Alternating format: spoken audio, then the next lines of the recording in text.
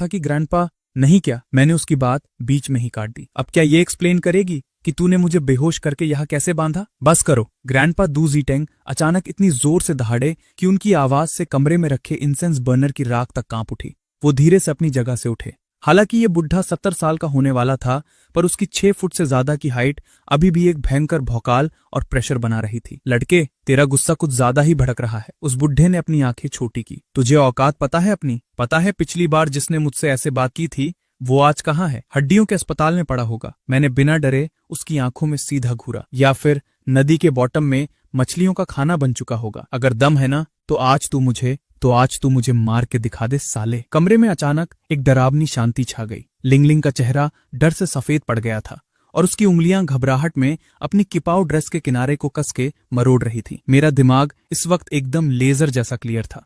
मुझे बस इस बुढ़े को इतना भड़काना था कि ये गुस्से में आकर मुझे एक जोरदार अटैक मार दे। क्या करूं? ये बुढ़ा साला कुछ ज्यादा ही ताकतवर था। डायरेक्ट फाइट में मेरी उसके आगे कोई औकात नहीं थी। पर तेरा भाई भी इनबिल्ट फेमस स्वॉर्ड स्किल के साथ घूम रहा था। सीधा डबल डैमेज वापस सामने वाले पर बाउंस बैक होगा। अगर मरना ही है तो साला पहले ये बुढ़ा ही मरेगा। मार मुझे साले, अगर दम है तो मार मुझे। ग्रैंडपा डू जीतेंग के चेहरे पर कोई भी एक्सप्रेशन नहीं था। वो एक एक कदम मेरे पास आ रहे थे। ग्रैंडपा आप ऐसा मत। हे लिंगलिंग की तो मेरी जान की फिक्र में हालत खराब हो रही थी। उसने तो दिल से यही सोचा था कि ग्रैंडपा मुझे कभी कोई नुकसान नहीं पहुंचाएंगे, इसलिए मुझे अपने साथ यहां लाई थी। पर अब इस कांटे की टक्कर वाले माहौल ने उसके भी होश उड़ा दिए थे। पर जो मैंने सोचा था वैसा बिल्कुल नहीं हुआ। उस बुड्ढे ने हल्के से मेरे कंधे पर थपकी दी। छोटे भाई, इतना गुस्सा मत कर। मेरी ये पोती थोड़ी जल्दबाज और गुस्से वाली है, बिल्कुल अपने बाप पर गई है। ग्रैंडपा, आप इसे ऐसे डराइए मत, हिलिंगलिंग ने जमीन पर पैर पटकते हुए कहा। डराना? तुझे लगता है ये लड़का डर गया है? ग्रैंडपा डू जीतेंग ने मेरी कस के बंधी हुई मुट्ठी की तरफ देखा। लगता है इसने अभी भी कोई खतरनाक किलर मूव छुपा रखा है जो इसने यूज नहीं किया। ये सुनते ही मेरे माथे से ठंडा पसीना छूट गया। भाई साहब, ये बुढ़ा तो पक्का हैक यूज कर रहा है। क्या इसे मेरे सिस्टम के बारे में पता चल गया है? मुझे समझ नहीं आ रहा कि डू जीतेंग सर मुझ जैसे कॉलेज स्टूडेंट से आखिर क्यों मिलना चाहते हैं। जहां तक मुझे याद है मेरी फैमिली का आपकी वॉर गॉड अलायंस के साथ कोई लेन देन नहीं रहा है। मैंने अपने आप को एकदम कूल और शांत दिखाते हुए कहा। ग्रैंडपा डू जीतेंग ने कोई जवाब नहीं दिया। वो मुड़े और एक बड़ी सी एंटीक कुर्सी पर बैठ गए। उन्होंने टेबल पर रखे चाय के कप की तरफ इशारा करते हुए मुझे बैठने को कहा। हालांकि अंदर से मेरी थोड़ी फटी हुई थी, पर ऐसे टाइम पर मैं अपनी इज्जत थोड़ी ना डुबा सकता था। मैं सीधा लंबे कदम बढ़ाता हुआ आगे गया और बुढ़े के ठीक सामने जाकर बैठ गया। छोटे भाई, मैंने शाओलिंग से सुना है कि तुमने उसको विंग चुन से हराया था, क्या ये सच है? ग्रैंडपा डू जीतेंग ने पूछा। सबसे पहले तो ये शाओलिंग कौन है? मेरा दिमाग एकदम घूम गया। हमारे लिए चाय डाल रही हे लिंगलिंग के हाथ अचानक रुक गए और उसने मुझे गुस्से वाली नजर से घूरा। तब जाके मेरी ट्यूबलाइट जली और मैंने शर्माते हुए अपना सिर खुजलाया। वो तो बस मेरी किस्मत अच्छी थी, शायद लिंगलिंग ने ही मुझे जीतने दिया था। वो जरूरी नहीं है छोटे भाई। मैं बात यह है कि तुमने कहा था तुम्हारा विंग चून एक ओल्ड मास्टर ने सिखाया है, सही? हाँ बिल्कुल, मैंने जवाब दिया। पर इसमें क्या बात है? तुझे पता है चाइना में विंग चून पिछले 200 सालों से पूरी तरह गायब हो चुका है। ग्रैंडपा डू जीतेंग ने एक घूंट चाय पीते हुए एकदम आराम से कहा। लेकिन जिसने मुझे सिखाया उसने तो कहा था कि उसका विंग चून एकदम 100% रियल है। इसे सीखने के बाद न सिर्फ बॉडी सॉलिड और फिट रहती है बल्कि असली मर्दाना ताकत भी बढ़ती है। और फेंगयुआन, तू ये क्या बकवास कर रहा है? हे लिंगलिंग का चेहरा शर्म से लाल टमाटर जैसा हो गया। शाओलिंग, इसने एकदम सही कहा। विंग चून न सिर्फ एक भौकाल मार्शल आर्ट है बल्कि बॉडी को फिट रखने का एक जबरदस्त तरीका भी है। ग्रैंडपा डू जीतेंग ने मेरी बात से अग्री करते हुए कहा। और आज के टाइम पर पूरे चाइना में सिर्फ 2 ही लोग असली विंग चून जानते हैं, एक मैं डू जीतेंग और दूसरा मेरा जूनियर ब्रदर शानजी। ग्रैंडपा, आपको भी विंग चून आता है? हे लिंगलिंग ने अपनी बड़ी बड़ी आंखें फाड़ कर हैरानी से डू जीतेंग को देखा। बिल्कुल, बहुत पहले मैंने इस विंग चून के दम पर ही जियांगचंग के बाकी गैंग्स को धूल चटाई थी और आखिर में वॉर गॉड अलायंस बनाया था। तो फिर आपने मुझे क्यों नहीं सिखाया? ग्रैंडपा, मैं आपसे नाराज हूं। हिलिंगलिंग ने अपना सिर घुमा लिया और मुंह फुलाकर गुस्से से बोली।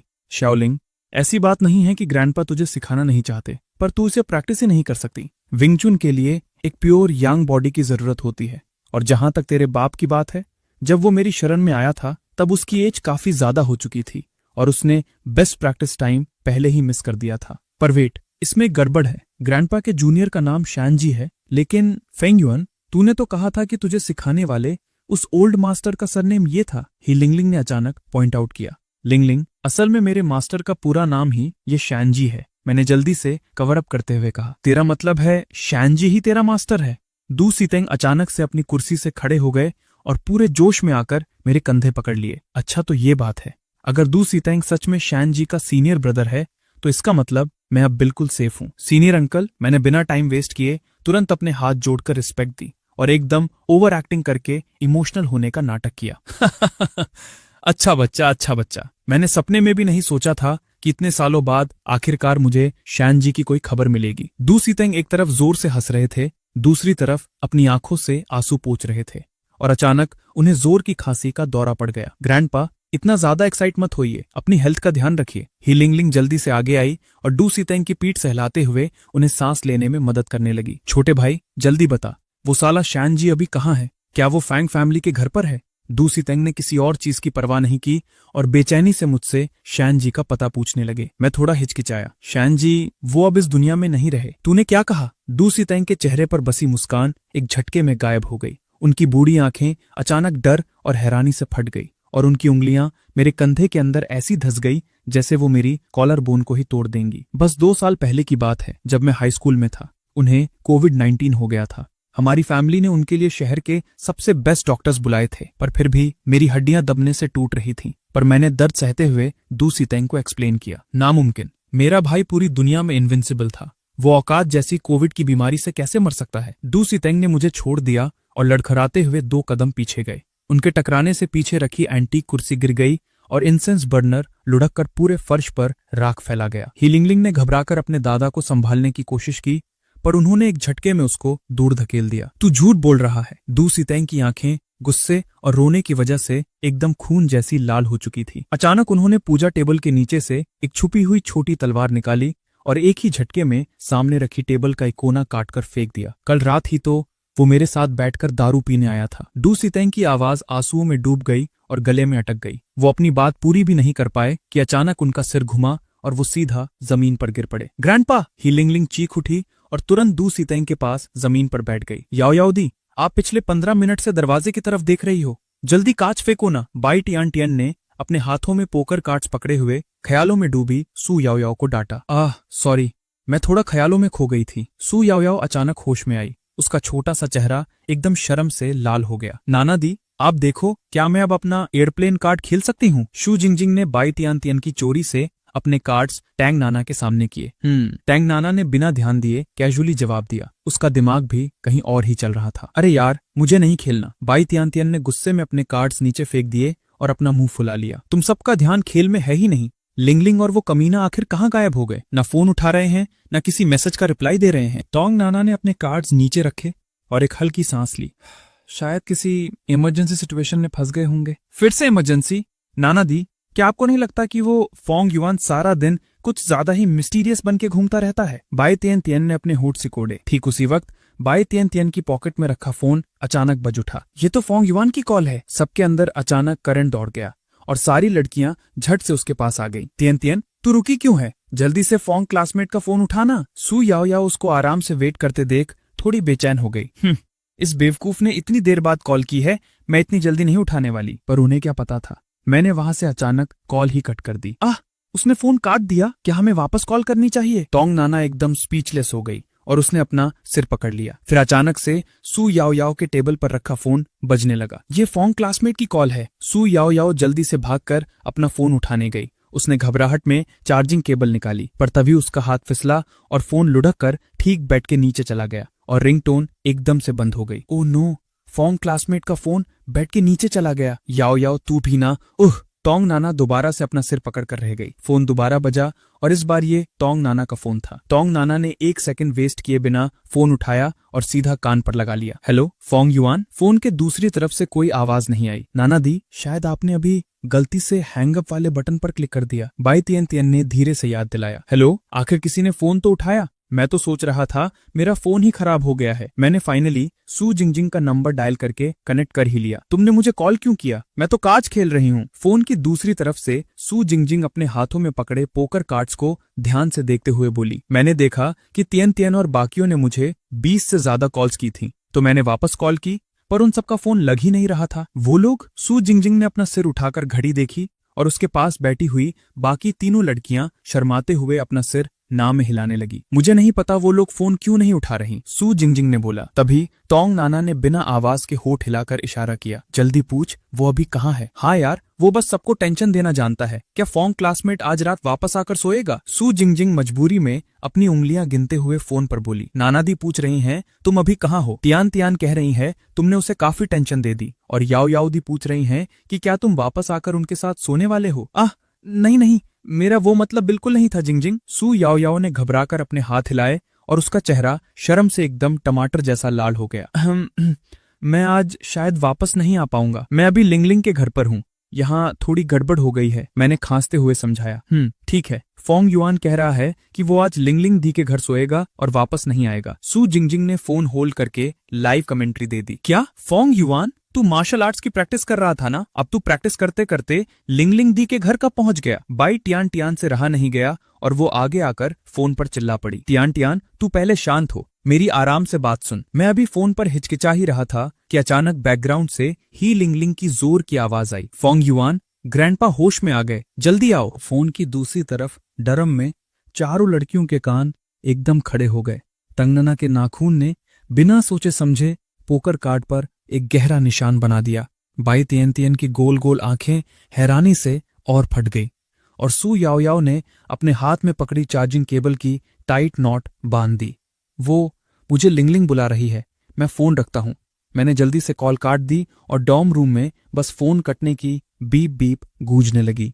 डॉर्म रूम में पूरा सन्नाटा छा गया। सू जिंगजिंग फोन हाथ में पकड़े खड़ी थी। उसे कुछ पल के लिए समझ नहीं आया कि क्या करे। फांग युआन ने अचानक फोन क्यों काट दिया? मैं तो उससे पूछने वाली थी कि एरोप्लेन कैसे उड़ाते हैं। सू जिंगजिंग को लगा कि माहौल थोड़ा अजीब हो गया है, तो उसने वापस से पोकर कार्ड्स उठा लिए ताकि सबका ध्यान गेम पर लाया जा सके। जिंगजिंग, ऐसी बातें बिना सोचे समझे मत बोला कर। बाई टियान टियन होश में आई, उसका चेहरा लाल हो चुका था। क्या मत बोलूं? क्या हुआ टियान टियन? सू जिंगजिंग ने हैरानी से पूछा। अरे वो एरोप्ला, मुझसे ये नहीं बोला जाएगा। ओह, तुम उस एरोप्लेन मारने की बात कर रही हो ना टियान टियन? क्या तुम्हें पता है ये कैसे मारते हैं? सू जिंगजिंग ने कार्ड्स की तरफ इशारा किया। अरे यार, मैंने कहा ना ये सब मत बोल। तियान तियन, जिंगजिंग का मतलब था कि फैंग क्लासमेट आकर उसे पोकर खेलना सिखाएगा। याओ याओ दी, आपकी इस बात से और ज्यादा गलत फहमी हो सकती है। बस अब इस टॉपिक पर और बात मत करो, तंग नाना ने बीच में टोकते हुए कहा। अगर और कुछ बोला तो ये स्क्रिप्ट सेंसर हो जाएगी। तो क्या इसका मतलब लिंगलिंग उसे अपने पेरेंट्स से मिलवाने घर ले गई है? सू याओ याओ ने धीरे से कहा। किसको पता, छोड़ना उसको, मुझे क्या फर्क पड़ता है। बाई तियान तियन गुस्से में बड़बड़ाती हुई अपने बेड पर चढ़ गई और खुद को ब्लैंकेट में लपेट लिया। मैं भी सोने जा रही हूं। तंग नाना ने एकदम सख्त और शांत चेहरे के साथ बेड पर जगह ली। अब कोई क्यों नहीं खेल रहा? मैंने इतनी मुश्किल से तो रूल समझे थे। सू जिंगजिंग अभी भी नीचे कारपेट पर बैठी हुई उदास आवाज में बोली। मैंने फोन काटा और दोबारा उस लकड़ी के दरवाजे को धक्का देकर अंदर चला गया। लिंगलिंग, आपको ओल्ड मास्टर की बीमारी के बारे में तो पता ही है। याद रखिए, उन्हें आज के बाद फिर कभी इस तरह का सदमा नहीं लगना चाहिए। मुझे पता है डॉक्टर यांगवेई। लिंगलिंग ने अपने होठों को दबाते हुए हाँ में सिर हिलाया। डॉक्टर ने फिर ग्रैंडपा डूजितेंग के प्रेशर पॉइंट्स पर लगी उन सिल्वर नीडल्स को बाहर निकाला और एकदम संभाल कर अपने पाउच में रख लिया।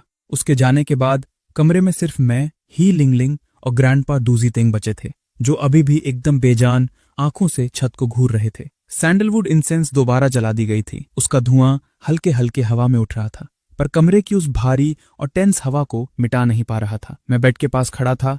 एक वक्त पर पूरे जांगचंग में भौकाल मचाने वाले इस माफिया गॉडफादर को इस तरह कमजोर हालत में देखकर मेरे अंदर से अचानक एक गिल्ट आने लगा। माना कि अभी जो पंगा हुआ था वो मैंने शुरू नहीं किया था, पर आखिर में शानजी की मौत की बात तो मैंने ही बताई थी ना। लिंगलिंग एक तौलिया लेकर ग्रैंडपा डूजितेंग का माथा पोंछ रही थी। उसने मेरी बात को कंप्लीटली इग्नोर किया और अपना सिर घुमाकर बैठ गई। साफ दिख रहा था कि वो मुझसे चिड़ी हुई थी।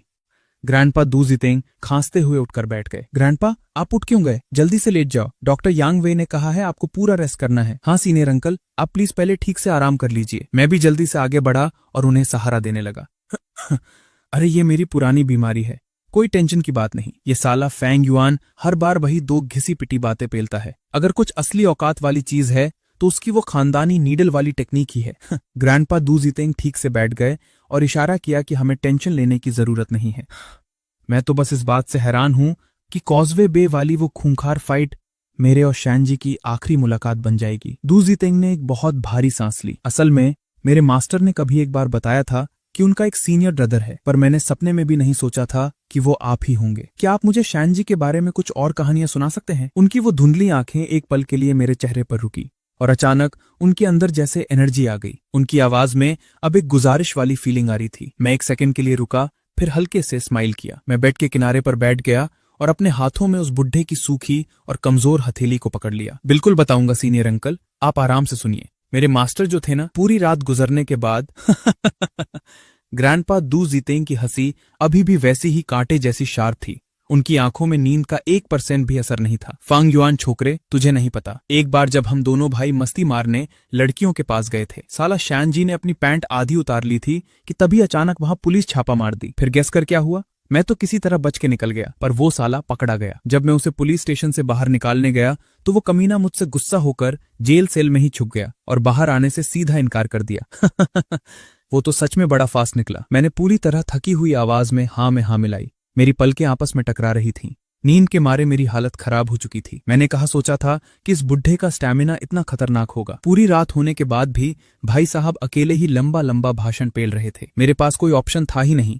सुबह आने तक चुपचाप सुनना पड़ा। ग्रैंडपा, क्या मैं अंदर आ सकती हूँ? दरवाजे के बाहर से ही लिंगलिंग की आवाज आई। मेरी लिटिल बेल उठ गई। आजा बेटा, जल्दी अंदर आजा। ग्रैंडपा दू जितेंग खुश होकर हंसने लगे और ही लिंगलिंग को अंदर आने को कहा। ही लिंगलिंग हाथ में नए टी कप्स का सेट उठाए अंदर आई। सही टाइम पर आई, चाय खत्म हो गई थी। यहाँ आ लिटिल बेल, और आकर अपने लिटिल अंकल मास्टर के लिए एक फ्रेश चाय डाल दे। दू जितेंग ने उसे अपने पास बुलाया। Little uncle master? ग्रैंडपा, आप फैंग युआन की बात कर रहे हो? ही लिंगलिंग का मुंह फटा का फटा रह गया और मैं तो अपनी ही थूक निगल कर अटक गया। ग्रैंडपा? ही लिंगलिंग का चेहरा एकदम से शर्म और गुस्से से लाल हो गया। उसने जमीन पर पैर पटका। ये साला मेरा अंकल मास्टर कहाँ से बन गया? ये तो मेरे जितनी ही एज का है। क्यों नहीं बनेगा? जब वो शानजी का चेला है तो सीधी बात है, उसका रैंक तेरे बाप की पीढ़ी के बराबर हुआ। अरे रहन दीजिए ना। हम लोग कॉलेज क्लासमेट्स हैं, आपस में इस तरह से बुलाना सच में अजीब लगेगा। मैंने बहुत ऑकवर्ड फील करते हुए बात घुमानी चाहिए। बिल्कुल नहीं, सीनियरिटी और इज्जत वाले मामले में कोई कॉम्प्रोमाइज नहीं होगा।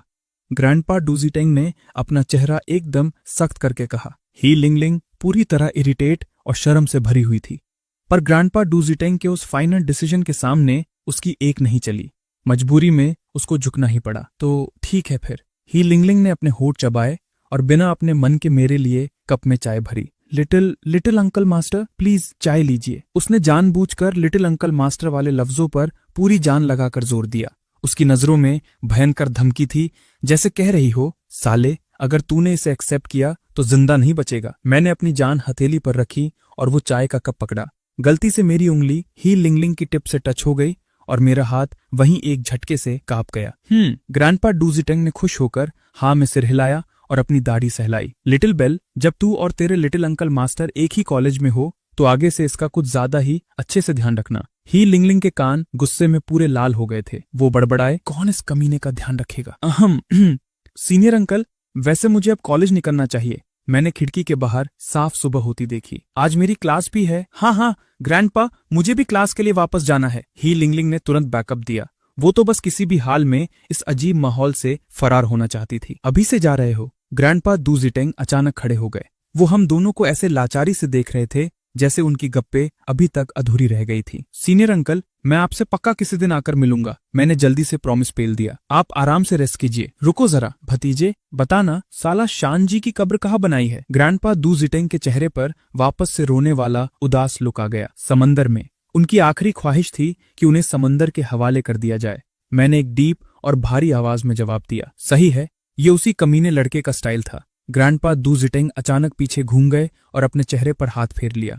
ताकि मुझ और ही लिंगलिंग को उनका आंसुओं वाला रूप न दिख सके। उन्होंने अपना हाथ हिलाकर इशारा किया, जाओ जाओ, नौजवानों की पढ़ाई आजकल ज्यादा जरूरी है। हम दोनों को जैसे फांसी से छुटकारा मिल गया हो वैसी स्पीड में वहां से निकले। जैसे ही हम कॉरिडोर में पहुंचे, ही लिंगलिंग ने तुरंत मेरा कॉलर जकड़ लिया और मुझे दीवार पर पटक दिया। उसका एक हाथ मेरे गाल को कस के खींच रहा था। फंग युआन, लिटिल अंकल मास्टर, बड़ा मजा आ रहा था ना सुन के? तूने साले मेरा फायदा उठाने की कोशिश की। मैंने मजबूरी में अपने दोनों हाथ हवा में सरेंडर जैसे उठाए। मेरा गाल दबा होने की वजह से आवाज ठीक से नहीं आ रही थी। इसमें मेरी क्या गलती है? ये तो तुम्हारे ग्रैंडपा थे जो जबरदस्ती ऐसे बुलवा रहे थे। और वैसे भी कल रात को शायद तुमने मेरा ज्यादा फायदा उठाया था, तो अब इसका इल्जाम मुझ पर है। तूने क्या सोचा मैं फंस गई? लिंगलिंग, तू कॉलेज वापस जा रही है? अचानक हमारे ठीक पीछे से ही चिंगशन की आवाज आई। आवाज सुनते ही लिंगलिंग ने एक झटके में मेरी कमर को कस के बाहों में भर लिया। ओ बेबी, कल रात तुम एकदम फाड़ू थे। मुझे सच में बहुत ज्यादा अच्छा लगा। फिर उसने पीछे मुड़कर आह की आवाज निकाली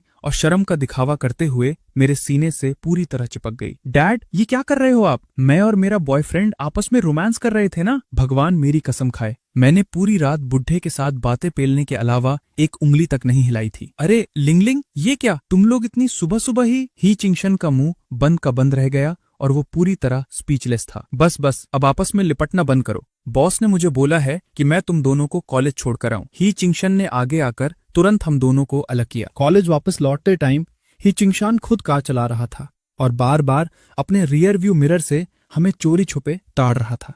मैं और ही लिंगलिंग इस बात का ध्यान रखते हुए कि कहीं उसके बाप को शक न हो जाए, पिछली सीट पर बिल्कुल एक दूसरे से चिपक कर बैठे थे। पर गाड़ी के अंदर हम तीनों में से किसी ने एक शब्द नहीं बोला।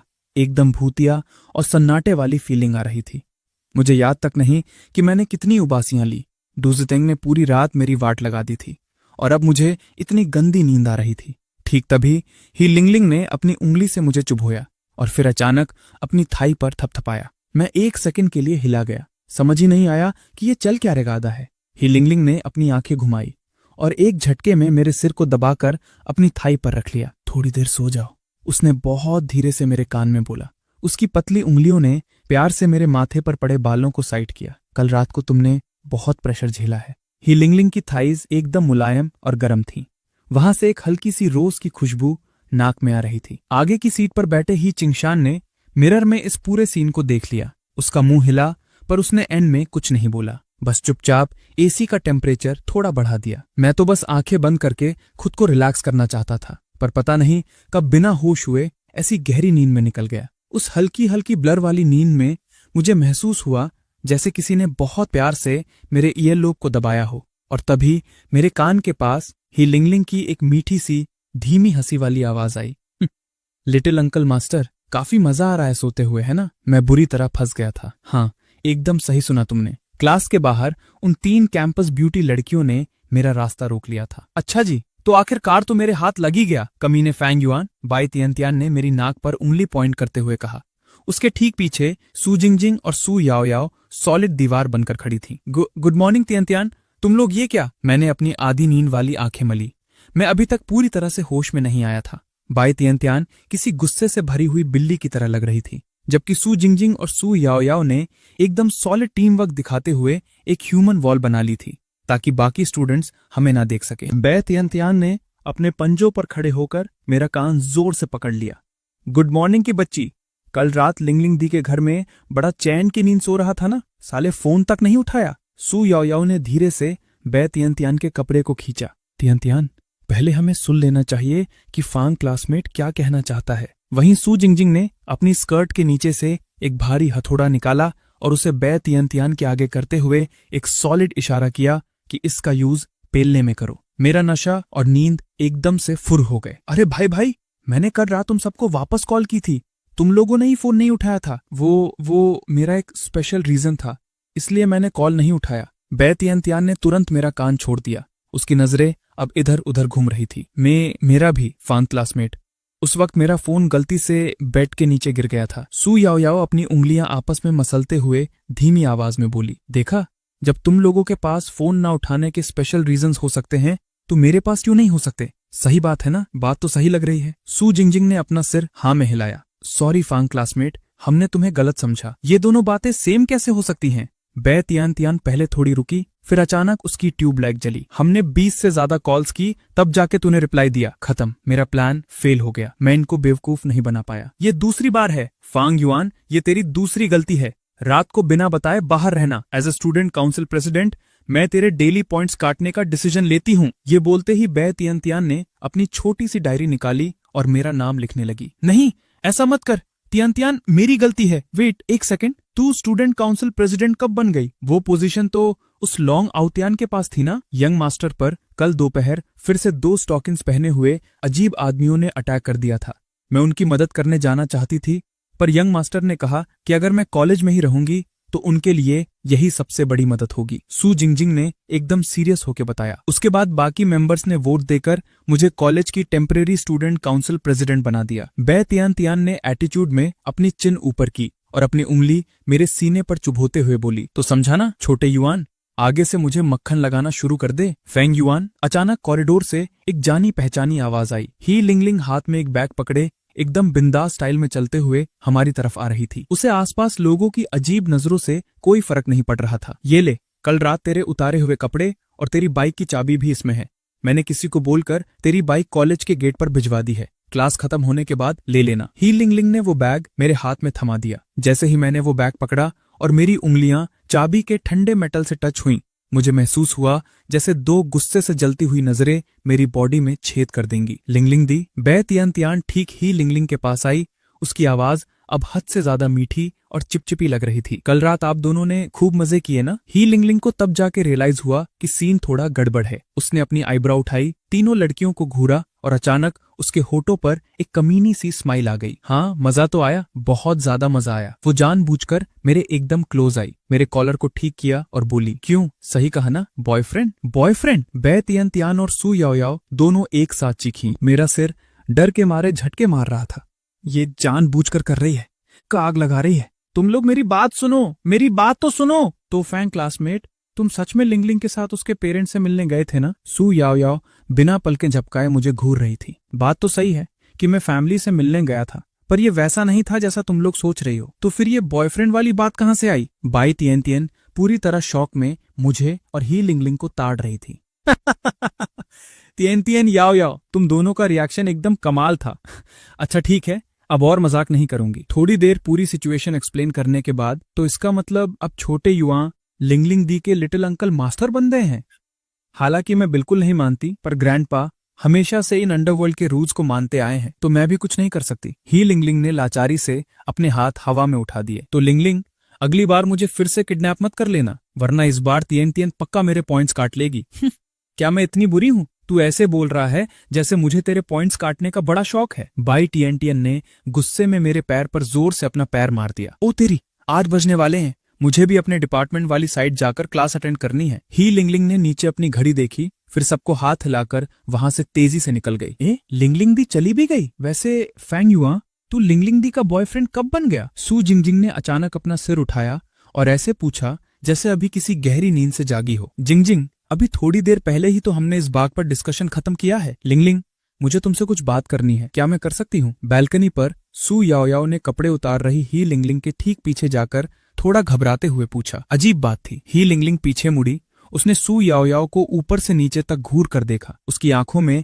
एकदम सॉलिड हैरानी थी। लिंगलिंग, क्या मेरे चेहरे पर कुछ लगा है? सू याओ उसकी ऐसी तेज नजरों से एकदम ऑकवर्ड हो गई और घबराहट में अपने कपड़े का किनारा पकड़कर मरोड़ने लगी। अरे नहीं, वैसी कोई बात नहीं है, मैं तो बस थोड़ी हैरान हूँ कि याओ, तेरा नेचर तो हमेशा से दूसरों को परेशान ना करने वाला रहा है। आज तू खुद आगे आकर मुझसे किसी बात पर डिस्कशन करना चाहती है। ही लिंगलिंग ने मुस्कुराते हुए कपड़े सुखाने वाले डंडे को दीवार के सहारे रखा। पता क्या चल रहा है दिमाग में? वैसे तो कोई खास बात नहीं है, बस आज रात के बारे में। वो फैंग क्लासमेट, वो सू याओ ने अपना सिर झुकाए हुए अपने पैरों की उंगलियों को देखते हुए शर्म से कहा। मैं समझ गई, लगता है कल रात जब मैं बिना बताए फैंग युआन को ले गई थी तो किसी को अकेले बिस्तर पर नींद नहीं आई ना? सॉरी बाबा। ही लिंगलिंग ने उसको छेड़ते हुए आंख मारी और जानबूझकर अपनी आवाज को नखरे वाला बनाकर लंबा खींचा। मैं नहीं लिंगलिंग, ऐसा कुछ नहीं है, अकेला बिस्तर जैसा कुछ नहीं था, बिल्कुल नहीं। सू याओ पूरी तरह पैनिक कर गई। उसकी आवाज धीरे धीरे इतनी हल्की हो गई कि एंड में उसने अपने दोनों हाथों से अपना टमाटर जैसा लाल चेहरा छुपा लिया। अच्छा ठीक है याओ, तो आज रात फेंग युआन तेरे साथ ही सोएगा। समझ ले कि हमने कल वाला दिन एक्सचेंज कर लिया था। ही लिंगलिंग ने बड़े प्यार से सू याओयाओ के सिर पर हाथ फेरा। ठीक है लिंगलिंग, मेरा सिर मत सहलाओ, बड़ा अजीब लगता है। सू याओयाओ ने अपना सिर पकड़कर उससे बचने की कोशिश की। अरे यार, मुझे थोड़ा प्यार तो करने दे, मेरी महकती और मुलायम छोटी सी याओयाओ। चल अब मुझे चेक करने दे कि तेरे बनीज थोड़े बड़े हुए या नहीं। ही लिंगलिंग एकदम जिद पर आ गई और उसने शैतानी अटैक शुरू कर दिया। लिंगलिंग, ऐसा मत करो ना। सू याओयाओ का चेहरा शर्म से फटने वाला हो गया था। वो घबराहट में जल्दी जल्दी अपने सीने को हाथों से ढकने लगी, पर ही लिंगलिंग के शैतानी पंजे एकदम टारगेट पर थे और उसकी शर्ट के दूसरे बटन तक पहुंच चुके थे। बस उसका प्लान पूरा होने ही वाला था। तभी अचानक सू याओयाओ की आंखों के अंदर एक लाल चमक आई और उसका लुक एकदम बर्फ जैसा ठंडा और खतरनाक हो गया। उसकी उस डरावनी और भयंकर नजर ने एक ही सेकंड में ही लिंगलिंग को जमे हुए पत्थर की तरह रोक दिया। याओयाओ तू! ही लिंगलिंग ने डरकर तुरंत अपना हाथ वापस खींच लिया। उसकी बॉडी हल्की हल्की कांप रही थी। ठीक उसी वक्त हमारी डॉम का दरवाजा खुला और मैं टैंग नाना के साथ अंदर घुसा। मेरे कपड़े बिखरे हुए थे और मेरी बॉडी पत्थर की तरह सख्त और थकी हुई थी। मुझे तो लगता है मैंने जो कुछ भी तुझे सिखाया था वो सब तूने पानी में बहा दिया है। शुक्र मना तेरी रिदम अभी भी ठीक है, वरना आज रात तो मैं तुझसे सारी रात प्रैक्टिस करवाती। टैंग नाना ने अपना बैग कैजुअली अलमारी पर फेंक दिया और गुस्से में मेरी क्लास लगाने लगी। उसने अपने जूते की तरफ देखा तक नहीं, बस अपनी कैनवास शूज के अंदर अपने पैर की उंगलियों को मोड़कर एक झटका दिया। उसके प्रेशर से जूते की हील खुल गई और पटाक करके जमीन पर गिर गई। फिर दूसरे पैर से हल्के से रगड़कर उसमें अपने सॉक्स निकाले, जब तक वो उसके पैरों के पास इकट्ठे नहीं हो गए। उसके बाद वो नंगे पैर उस ठंडे फर्श पर खड़ी हो गई। उसके गोरे पैरों का आर्च एकदम मस्त और हॉट लग रहा था और रेड नेल पॉलिश उस लाइट में चमक रही थी। मैंने बिना चाहे अपना थूक निगला। मैं तुझसे बात कर रही हूँ, तुझे लगता है ये सब छोटी गलतियां हैं? नाना क्लासमेट एकदम सही कह रही हैं। मैं अगली बार पक्का फोकस करूंगा। मैं अचानक होश में आया और जल्दी से हाँ में हाँ मिलाई। टैंग नाना ने मुझे शक की निगाह से देखा। फिर जब उसने मेरी नजरों का पीछा किया और खुद के नंगे पैरों को देखा तो उसके गाल तुरंत शर्म से लाल हो गए। उसने जल्दी से अपने पैर स्लिपर्स में घुसाए और मुझे खूंखार और गुस्से वाली नजर से घूरा। बन गया, मेरा सेट बन गया। शू जिंगजिंग कारपेट पर बैठी जोर जोर से हंस रही थी और चिल्लाई, तियान तियान, कब तू किसी हाल में जीत नहीं सकती। उसमें अपने पोकर कार्ड्स छोटी टेबल पर फैला दिए और उसके ठीक सामने नंबर्स की एक भारी लाइन थी, 7778888। बाई टियान टियन उसके ठीक सामने बैठी हुई एक मीठी सी शैतानी स्माइल के साथ उसे देख रही थी और फिर उसने आराम से 4-2 नीचे फेंक दिए। ये नामुमकिन है। शू जिंगजिंग की हंसी उसके चेहरे पर ही जम गई। उसने अपनी बड़ी बड़ी आंखें फाड़कर बाई टियान टियन के कार्ड्स को घूरा। इसलिए तो कहती हूँ जिंगजिंग, तुझे अभी और गेम सीखना पड़ेगा। बाई टियान टियन ने अपना सिर हिलाया और अपना आखिरी कार्ड आराम से चल दिया। जिंगजिंग, टियान टियन, तुम लोग फिर से कार्ड खेलने लग गई। टैंग नाना ने जमीन पर गिरा हुआ एक पोकर कार्ड उठाया। नाना दी, आप लोग डांस प्रैक्टिस से वापस आ गए क्या? हमारे साथ खेलना है? बाई टियान टियन ने हाथ हिलाकर उन्हें बुलाया। रहने दे, आज मेरा बिल्कुल मूड नहीं है। डांस प्रैक्टिस करते वक्त किसी कमीने ने मेरे पैरों पर कई बार अपने पैर रख दिए थे। टैंग नाना ने हाथ हिलाया और सीधा बालकनी की तरफ चली गई। अरे हाँ छोटे युवा, मैंने तुझे मेरे लिए खाना लाने को बोला था, वो कहाँ है? बाई टियान टियन अपनी जगह से खड़ी हुई और पूरी उम्मीद के साथ मेरी तरफ देखने लगी। मैंने जोर से अपने माथे पर हाथ मारा। मैं तो साला पूरी तरह भूल गया। बाई टियान टियन की प्यारी सी स्माइल एक झटके में गायब हो गई और उसका चेहरा देखते ही देखते मुरझा गया। फेंग युआन, मैं सच में भूल गया था। बाई टियान टियन अचानक घूमकर मेरे ठीक पीछे आई और एक झटके में मेरे हाथ से खाने का डब्बा छीन लिया। फेंग युआन, तेरा जिगरा आजकल कुछ ज्यादा ही बड़ा हो गया है ना? तूने साला मुझे बेवकूफ बनाने की कोशिश की, पर सुन ले, मुझे बेवकूफ बनाना इतना आसान नहीं है। बाई टियान टियन ने नखरे से अपना नाक सिकोड़ा और पूरे भौकाल के साथ डब्बा पकड़े हुए स्टडी टेबल के आगे बैठ गई। वो अब पूरी तरह से अपनी इस जीत की दावत उड़ाने के लिए तैयार थी।